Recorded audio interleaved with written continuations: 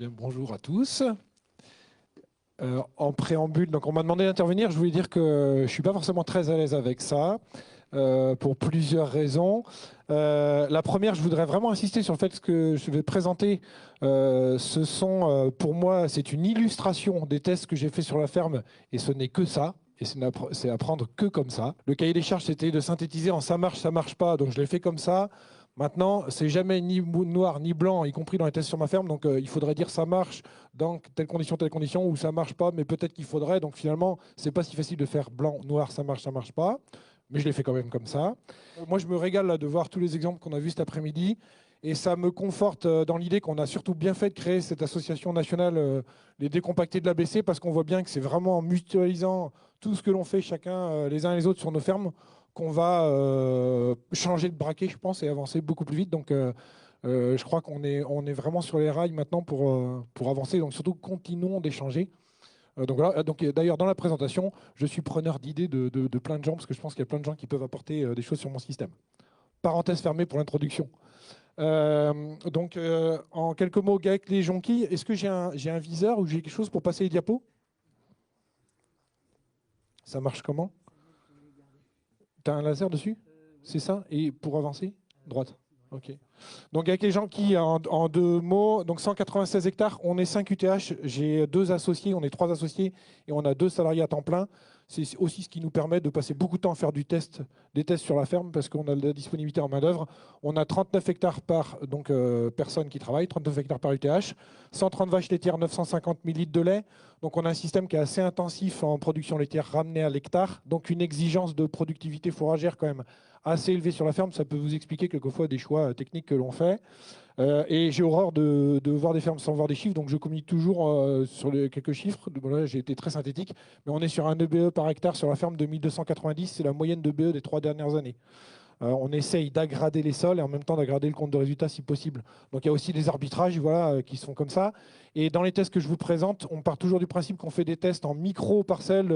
Quelquefois c'est micro-placettes, puis l'année suivante 20 arts. Et si ça se confirme, on généralise, mais on passe jamais sur des essais à grande échelle directe. Là seulement sur la ferme, c'est vraiment très ressemblant à ce qu'on a déjà vu, quoi. Système laitier, donc système herbe pâturée en pâturage tournant dynamique ou herbe de fauche, en sachant que les parcelles peuvent passer de l'une à l'autre. Donc ça, c'est la clé de voûte du système. Tête de rotation, 3 ans prairie systématique au minimum, qui peuvent aller jusqu'à 4, 5, 6, 7, 8, jusqu'à ce que, tant que la prairie nous plaît, en gros, elle reste. Et puis, ils sont intégrés dans cette rotation une production de maïs qui, de plus en plus, va vers du maïs grain. Des pommes de terre en culture de printemps, 5 hectares, triticale pois donc en culture d'hiver et févrole pur. Juste d'où vient le GAEC. Donc moi je suis là que depuis 8 ans en GAEC, mais c'est une ferme sur laquelle il y avait un système très intensif, régras, maïs, avec irrigation, travail du sol. Et mes associés étaient arrivés dans une impasse dans les années 90 avec des taux de matière organique qui étaient descendus à 1,5 sur la ferme. Et donc, c'est la prise de conscience à l'époque, déjà, un, qu'il fallait réintégrer de la prairie dans le système, et deux, réduire le travail du sol, et puis des changements de pratiques de fertilisation aussi. C'est ça qui a fait que ça a amélioré le système. Donc, c'est une ferme qui ne laboure plus depuis quasi 20 ans, 19 ans exactement. Et ensuite, le choix des associés de l'époque, c'était de passer en bio, mais si possible en gardant le système en réduction de travail du sol tel qu'il le pratiquait avant. Donc ça a été ça la clé d'entrée dans le GAEC. Et depuis que je suis arrivé, on a commencé ensuite à pratiquer le semi-direct sur quelques itinéraires seulement. Donc voilà ce que je peux dire par rapport à ça. Donc j'ai fait ça marche pas. Alors là, je vais aller très très vite parce que je voulais dire ça marche pour sortir d'une prairie en bio. Moi, la fraise, ça me paraît être un bon outil, mais comme ça a déjà été évoqué plein de fois, je passe, je gagne du temps. J'ai mis ça marche quand c'est bien réglé et les réglages, vous les avez là, mais en fait, vous pouvez les trouver partout. Je vais aller très vite du coup, hein, parce qu'il y a plein de choses qui ont déjà été dites. Donc le grand système qui a évolué sur notre système fourrager aujourd'hui, c'est le semi-direct dans les prairies. Alors j'ai mis en vert ça marche et en rouge dans certaines conditions parce que ça ne marche pas à tous les coups. Ce que je peux dire, donc on sème chez nous avec un semoir à dents, mais comme il peut y en avoir. Pour moi, un des avantages du semoir à dents, c'est que ça a un effet quand même un peu déstructurant de la prairie dans lequel on vient semer. Donc je pense que ça laisse plus de chance pour le démarrage de la culture qu'on vient semer en semi-direct dans les prairies vivantes. Je me suis pris des gamelles sur les semis directs à venir vouloir semer trop tôt. Je pense que les premières pluies de septembre qui tombent sur la prairie, elles sont en priorité pour la prairie et pas pour ce qu'on sème. Et donc, je me suis pris quelquefois des gamelles à vouloir y aller trop tôt. Donc, j'ai un peu décalé mes dates de semis un peu plus tard. J'attends quand même que le sol soit frais, voire même très frais. Et j'ai l'impression que pour le semis direct dans une prairie vivante, le fait que ce soit très frais n'est pas forcément un facteur limitant, loin s'en faut. J'ai même l'impression que c'est favorisant. Ce qui, de prime abord, n'est pas toujours évident quand on débute. Donc voilà, ça c'est une photo de ce que ça donne à la sortie d'hiver. Je précise aussi que mes semis directs se font principalement dans des prairies soit pâturées à orientation plutôt régras anglais trèfle blanc, ou dans des prairies de fauche à plutôt orientation régras hybride trèfle violet. Parce que en fait, j'ai discuté avec d'autres depuis hier soir. Je soupçonne la fétuque d'être une graminée pas forcément très favorable au semis direct. Je soupçonne. Mais ce n'est pas le cas chez moi, donc je pense que j'ai de la réussite dans ces itinéraires-là, peut-être parce que tout simplement, je n'ai pas de fétuque dans mon mélange. J'ai aussi tendance à observer que plus j'ai de la légumineuse, plus le semis direct fonctionne. J'ai aussi clairement observé dans des régras hybrides trèfle violet en deuxième année puissants, ça ne marche pas. Il faut attendre que le régras hybride trèfle violet arrive plutôt sur un fin de cycle de troisième année pour que ça réussisse. Donc en fait, suivant ce que l'on a en fleur de départ, la réussite est plus ou moins réelle, quoi. Donc c'est à adapter. J'ai aussi eu des échecs dans des agrostis, des gros tapis d'agrostis. Le semis direct comme ça à dents, j'ai quelques échecs. Voilà ce que je peux dire. Donc c'est ce que je mets là. Pour moi, il y a l'incidence, c'est la fleur de départ. Je pense que, et là, on a encore plein de choses à découvrir. Moi, j'attends beaucoup et des échanges. Et je dirais même, j'aimerais bien avoir un peu d'appui de chercheurs un peu là-dessus. Parce que pour moi, la fleur de départ, elle a une énorme importance. L'incidence de l'espèce végétale semée, alors ça va faire 4 ans que j'ai des plateformes d'essais de semis direct en prairie vivante sur la ferme. Donc on épluche les espèces les unes après les autres.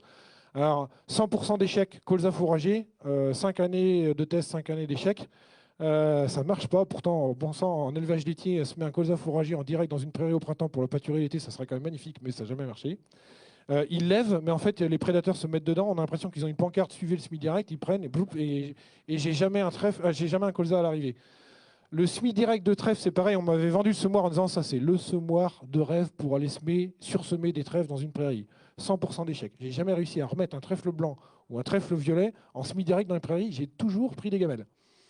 Et à l'inverse, la championne, Vesse velue, elle a été comparée en placette. Pour moi, la Vesse velue est l'espèce la plus puissante dans ce système-là.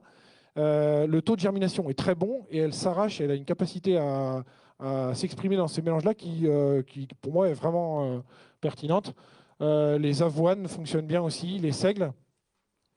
Donc voilà, grosse incidence de l'espèce végétale qui est semée.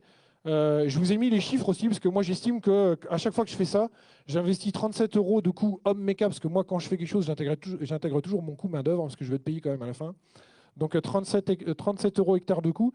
Et c'est quand même des itinéraires dans lesquels je mets de la semence. Même si j'ai de la semence fermière, le taux de germination pour moi n'est pas bon en semi-direct dans une prairie vivante. Et donc pour avoir du résultat, je suis obligé quand même de doser. Donc je mise quand même la moyenne de mes mélanges. Alors j'ai quasiment une soupe par parcelle parce que j'adapte mes soupes à la parcelle et à ce que je vois. Mais j'estime pas loin de 150 € de semences quand même. Maintenant, dans mon système laitier, je considère que mes 180 €, si j'ai une demi-tonne d'herbe récoltée sur l'année, c'est gagné, c'est payé en fait. Donc pour moi, ça tient vite la route parce que la demi-tonne d'herbe, on l'a très très vite. Oh mince, j'ai fait stop. Tac, voilà. Alors ouais, ça marche pas bien. Ça, c'était une année où j'avais juste mulché au rotavator le couvert et ensuite je venais avec un monosème qui n'est pas un semoir de semi-direct, écarter le mulch et venir mettre la graine directement dans la terre juste sous le mulch. C'était pas probant, c'était un essai répété dans 3 parcelles différentes de la ferme, 3 contextes différents. Là aussi, de la prédation plus forte sur ces bandes d'essais-là où les topins allaient plus vite dans les semi-directs que dans le reste. Donc une prédation plus forte et un enracinement moins fort qui fait que c'était une année où une grosse sécheresse du mois de juillet et les maïs en semi-direct ont quand même décroché par rapport au reste. C'est pas complètement nul, mais en tout cas, c'est pas satisfaisant pour moi en termes de bilan financier. C'est encore trop pénalisant, donc ça serait à creuser. Je suis preneur d'idées, par contre, peut-être sur des itinéraires, je sais qu'il y en a qui le font à la salle, peut-être intermédiaire, du striptease, etc., qui pourrait être peut-être un compromis à trouver dans mon système, mais j'ai pas les équipements pour le faire aujourd'hui. Ça marche pas bien. Là, on avait semé du trèfle, alors plein de trèfles différents, du blanc, du violet, de l'hybride. On avait fait aussi de la luzerne qu'on était venu mettre à la volée après le deuxième binage et juste avant passage d'irrigation, plus que 2 minutes. Ok. Donc pas très probant. Pas très probant, ça marchait à quelques endroits, mais ça ne marchait pas à d'autres endroits. Donc pour moi, pas généralisable sur la ferme. Ça, tu en as parlé. Donc c'est un Smith Fevrol au rotovateur, enfin semé à la volée au rotovateur. Donc ça a bien marché. Mais par contre, pour moi, ça ne marche pas. C'est un itinéraire que j'ai abandonné. Les semis directs de couvert entre deux pailles, ça marche, mais une année sur 3 chez moi. Donc j'ai fini par arrêter parce que j'ai l'impression de perdre mon temps. Donc je privilégie maintenant plutôt ça sur la ferme, mais ça a déjà été décrit. Alors sauf que moi, dans mon contexte, j'ai arrêté de semer mes trèfles sous couvert de céréales au printemps parce que j'ai toujours eu 100% d'échecs. Pourquoi? Je pense que, déjà, je suis avec un triticale pois, c'est quand même très couvrant. 2, j'ai un salissement hiver sur la ferme qui est très fort. Et donc, quand je balance ma graine de trèfle à la volée, elle a peu de chances de s'en tirer. Donc, c'est pour ça que je pense qu'elle ne réussissait pas. On avait eu des essais microplacettes sur la ferme de semis à l'automne, en même temps que la céréale, qui étaient probants. Donc, du coup, je l'ai fait sur petite surface, puis sur 11 hectares l'année dernière. Donc, ça, c'est la parcelle de l'année dernière. Donc, semé à l'automne, à la volée, en même temps que la céréale, roulée. Et là, j'avais mis 4 kg de trèfle blanc, 4 kg de trèfle violet. Donc, année très favorable au trèfle, parce que vous le voyez là. Voilà mon triticale pois, trèfle violet, trèfle blanc. C'est pas une réussite, ça fait 22 quintaux de céréales. Maintenant, les 22 quintaux de céréales s'expliquent plus par un problème à la levée et j'avais une partie aussi du champ qui avait noyé. Et donc ça, c'est pas forcément lié au trèfle. Par contre, le trèfle, il a quand même bien adoré.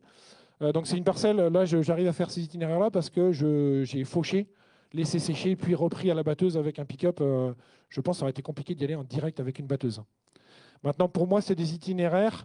J'ai mis aussi, ça me génère un surcoût à la récolte de 80 € d'hectare entre la fauche et le battage. En microplacette, ça allait entre -2 et -7 quintaux d'incidence du trèfle sur le triticale. Moi, je me mets en gap, je peux aller jusqu'à 10 quintaux de perte. À 10 quintaux de perte, j'aurais perdu 350 € dans mon mélange.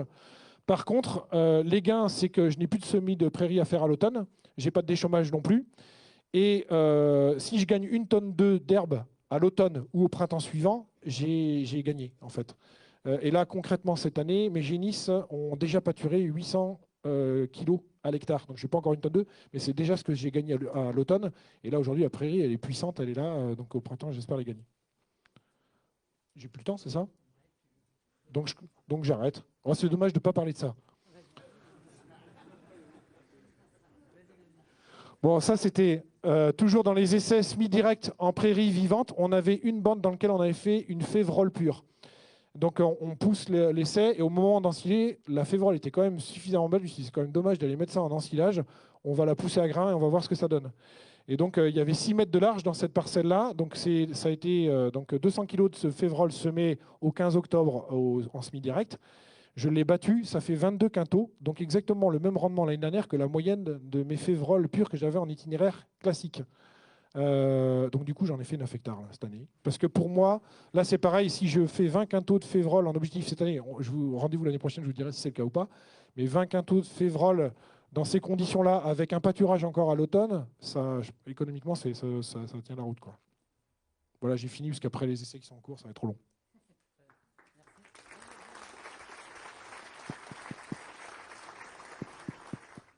Et juste une petite question pour la veste velue. C'était semé en prairie et vous n'avez pas peur des graines dormantes dans l'avenir? Parce que moi, j'ai vu des producteurs aux États-Unis qui ont arrêté ça parce qu'ils étaient envahis, quoi. Voilà, petite question. J'ai peur, mais je prends le risque. J'ai quand même fait attention de ne pas placer le semi-direct de veste velue en année N-1 par rapport à une céréale. Je me mets cette précaution-là. Mais effectivement, je prends le risque. Et rendez-vous dans 6-7 ans.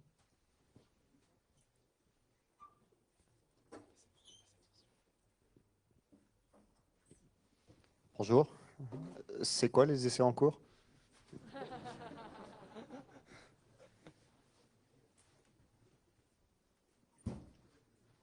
Alors les essais en cours, c'est toujours l'essai variétal dans les prairies.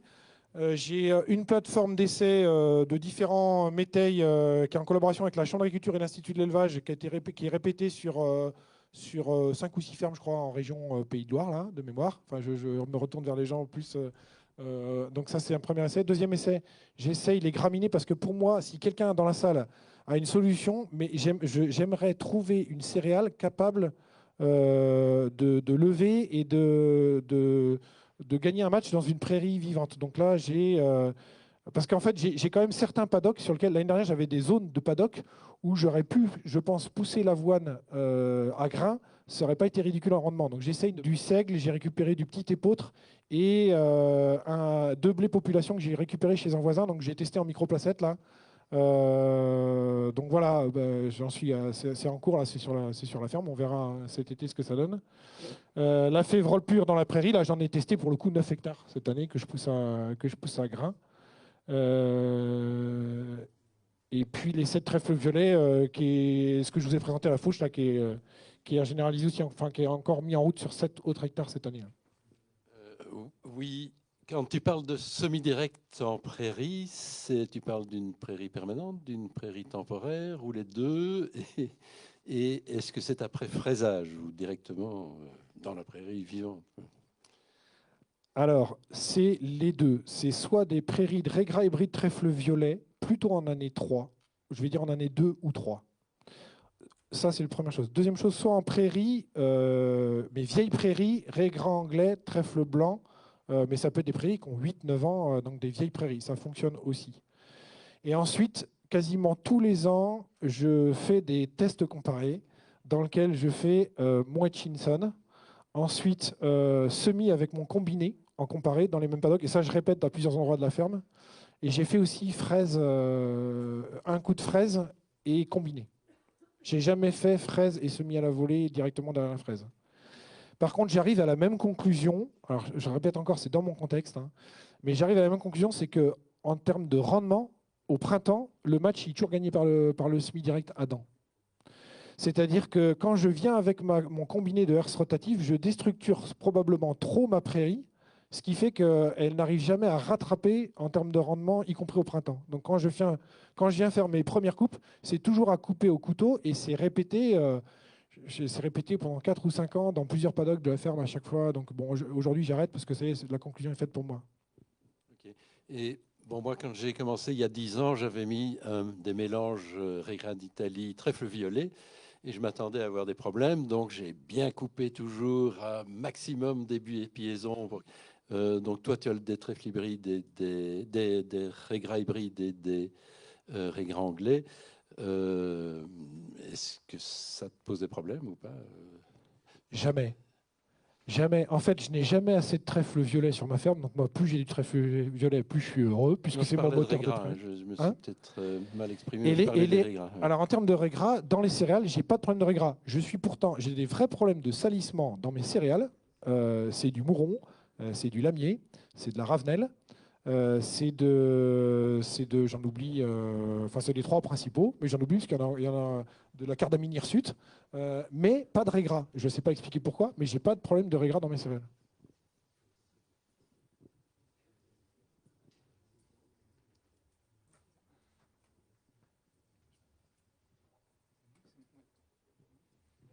Merci beaucoup.